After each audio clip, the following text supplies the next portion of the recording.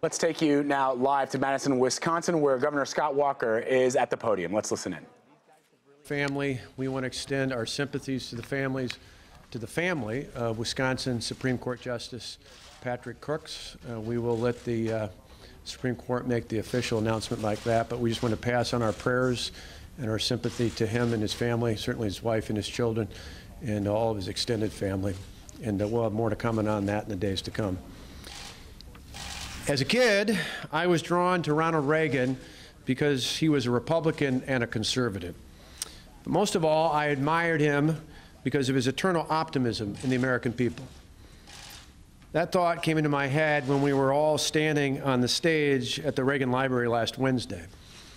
Ronald Reagan was good for America because he was an optimist. Sadly, the debate taking place in the Republican Party today is not focused on that optimistic view of America. Instead, it has drifted into personal attacks. In the end, I believe that the voters want to be for something and not against someone. Instead of talking about how bad things are, we want to hear how we can make them better for everyone. We need to get back to the basics of our party. We are a party that believes that people create jobs, not the government. And the best way to grow the economy is to get the government out of the way and build it from the ground up. We are a party that believes that the way to measure success in government is by how many people are no longer dependent on the government, because we ultimately believe in the dignity of work. We are the party that believes that a strong military leads to peace through strength, and that will protect our children and future generations, that good will ultimately triumph over evil. We are a party that believes in the American people, not the federal government. These ideas will help us win the election next fall, and more importantly, these ideas will make our country great again. To refocus the debate on these types of issues will require leadership. While I was sitting in church yesterday, the pastor's words reminded me that the Bible is full of stories about people who were called to be leaders in unusual ways. Today, I believe that I'm being called to lead by helping to clear the field in this race so that a positive, conservative message can rise to the top of the field. With this in mind, I will suspend my campaign immediately.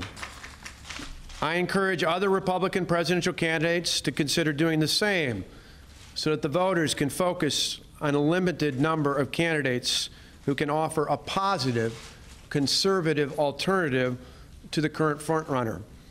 This is fundamentally important to the future of the party and, more importantly, to the future of our country. This is a difficult decision, as so many wonderful people stepped up to support our campaign. Tonette and I are very thankful for the many outstanding volunteers and the excellent staff who helped us throughout the campaign. You all have been like family to us. And speaking of family, I want to personally thank my wife, Tonette, who has been a rock, as well as our two amazing sons, Matt and Alex. I thank my parents and my brother David and his family and all of our other family and friends for their love and support. Most of all, I want to thank God. I want to thank God for his abundant grace. Win or lose, it has always been more than enough. Thank you.